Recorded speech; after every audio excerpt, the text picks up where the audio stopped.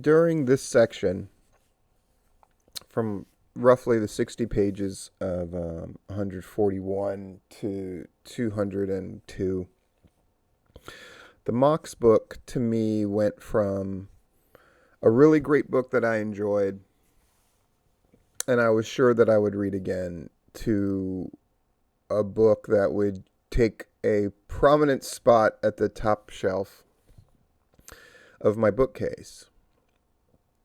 And the descriptions of how he sort of got into deathmatch wrestling, from Drake Younger saying like, "Oh, just staple gun my cheek," and then him doing it, and then hearing the reaction from that bar crowd. Right, I've ranted about bar shows before, and how different stuff goes on there. Whatever. Right. To his description of the Shield, the formation of the Shield, and how Seth and Roman and he protected each other and protected that gimmick, and the feelings that they went through of realizing like this was going to be a big deal and coming through the crowd and their first six-man things and how they were undefeated and how they were determined to not let John Cena squash their momentum. And when Jon Moxley is quoted by Seth Rollins, who's a dyed-in-the-wool WWE guy as you get nowadays, and in light of all these like latest round of firings in the WWE, and this great thing that's happening this weekend with friends of mine in the deathmatch world, this Moxley book is, you notice I don't have it in my hand. I mean, I got it over here, and um, it's so great. But more than that, it is a touchstone to a shift that has happened in professional wrestling. And people can go, "Oh, you're overstating," and all this. You got Xavier Woods sort of openly, hilariously courting Kenny Omega to be on his G4 show. You got him walking off the set of a live feed of the G4 show because he got the news about all his firings of his friends. You get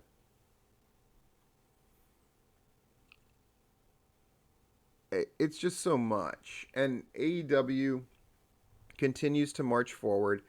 And I'm looking forward to hearing about all of that. But as the chapters get longer, and what he wrote about the deathmatch experience, how he was there when the Nick Gage got gashed so badly he had to get airlifted out, and Moxley got the call to go and kind of go in and save the end of that show, and he's just sitting there and like he's just there in sneakers and like shorts, drinking a beer, watching, and then all of a sudden it's like go, and he just goes and he sacrifices his body. And like Moxley, it just appears in this book like he's the last, right? He's the last of the dyed in the wool like wrestling guys, who a lot of wrestling people would say, "Oh, he's not a wrestling guy because of deathmatch." Like this guy's dyed in the wool motherfucking pro wrestler. But the great thing is, I feel like he's not really, but it feels that way. But as the center of gravity, which has been so underneath the WWE for goddamn decades. WCW beat them in ratings, but they didn't beat them. You know what I mean? They didn't fundamentally shift how people thought about pro wrestling. And they were the baby faces in all of that. Right? They were fighting underneath. They lost 6 million in 1996, and Vince McMahon pencils in the streets and never going to sell this company. And this isn't that. This is AEW's the scrappy underdogs. But they get to lay moral claim.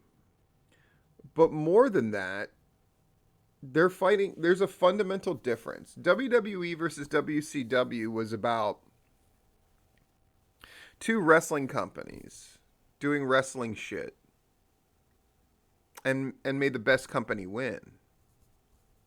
We already know who the better company is. It's just a matter, can the Death Star be destroyed?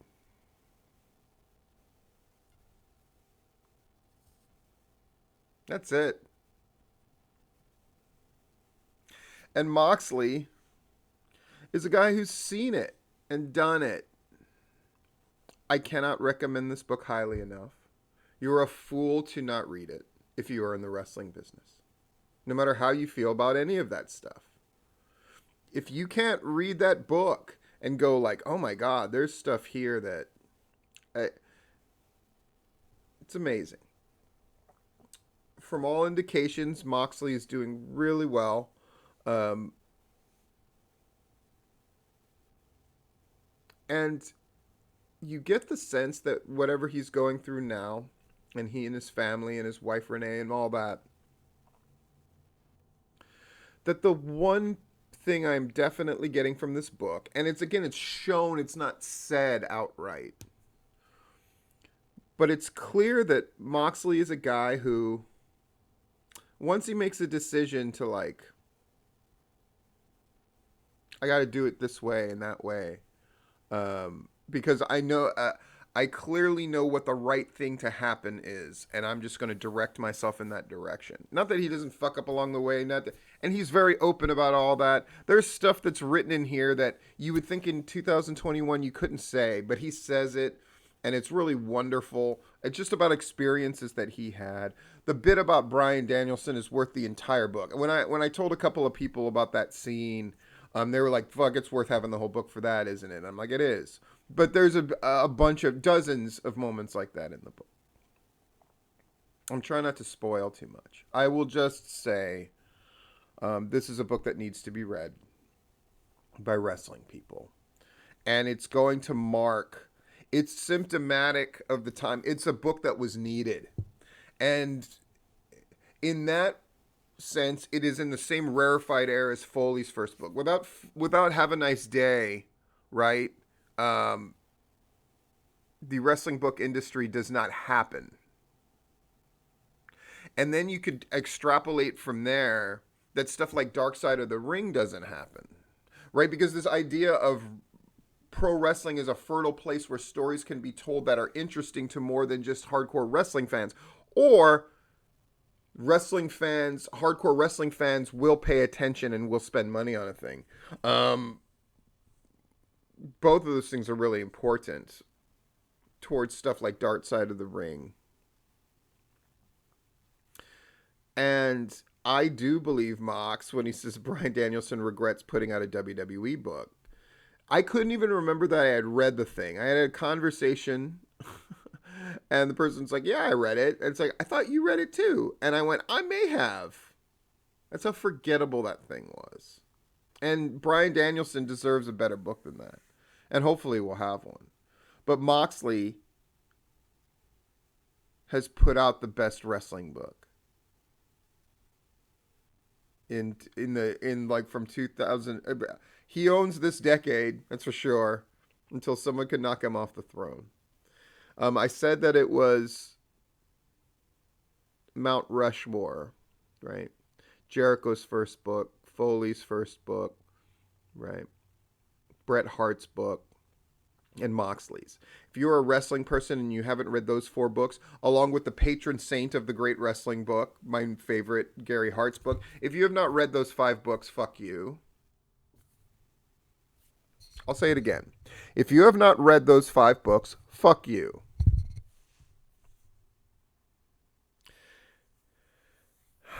I said once in the documentary about me, the booker, that pro wrestling is a business that hates itself, and we are going to teach it to love itself again. And this Moxley book says that to me. And again, it wasn't his intent writing this thing. This is about him, and it's him being as honest as he can be. But within these pages,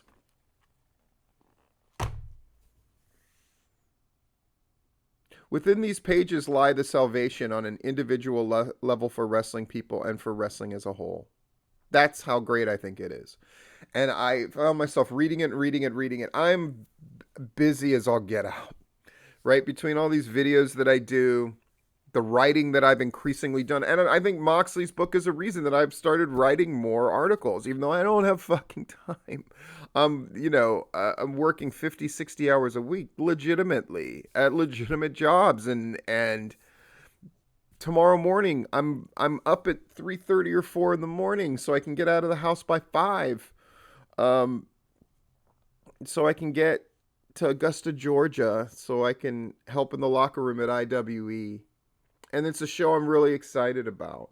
But I'm just as excited that tomorrow night, my friends Tank and Dan are doing their thing at ICW, promotion that I fucking love. And Jeff is going to be there, and Larry's going to be there in Chattanooga, Tennessee. Deathmatch, and then a really great pro wrestling show that I'm going to be a part of with a bunch of people that I like and love and have trained and who want to train with me and who I exchange wrestling ideas with. They're going to be there at IWE. IWE is becoming that show too, where the boys want to be there, even if they're not booked on the show, which is a great indication of where things are going. But all the stuff about the Shield, what it was like to negotiate with freaking WWE stuff, how the money worked, FCW, NXT, WWE, the relationship between he and Seth Rollins and Roman Reigns, how it was them, really was them against the world. The affection Moxley clearly has for Bryan Danielson and why. It's pro wrestling. It's his story, but it's coming at a zeitgeist and a crossroads in the pro wrestling business that you can just extrapolate all this stuff from the book, and it's very powerful. And I've reached the point in the book where this last chunk, the session 6 chunk, has, when you look, before I started it from page 141, there's about 120 pages left, and now I have read half of that. And now I can already tell as the chapters get longer, and I'm going to feel a sense of sadness reaching the end of this book because I don't want to reach it. Because it's that powerful of a journey. And yes, you can always reread a book, but you can't reread them for the first time. And that's one of the lovely experiences of a great book. Let me say that again. That is one of the lovely experiences of a great book, and it cannot be mimicked by a video. And I don't care how much of an old person I sound like. Read. It changes you fundamentally. This book has made me want to line up what I'm going to read next. Now, the Tony Schiavone book thing is being sent to me. I don't know if it's a comic book, a graphic novel, or a book, or what it is, but that's being sent to me at the end of the month. I'm excited to look at that thing. Of course I am. But this made me line up like, what are some books? And what it made me think about is books that everybody really should read. Because every wrestling person should read this book. But it made me think of like, what are the books that everybody's supposed to read? Even though I've read them before, I'm going to read them again and see what I can extrapolate from them. This book is one very important word, and you can see it's already beat up. I carry this thing around with me. It's not a showpiece book. It's a working book.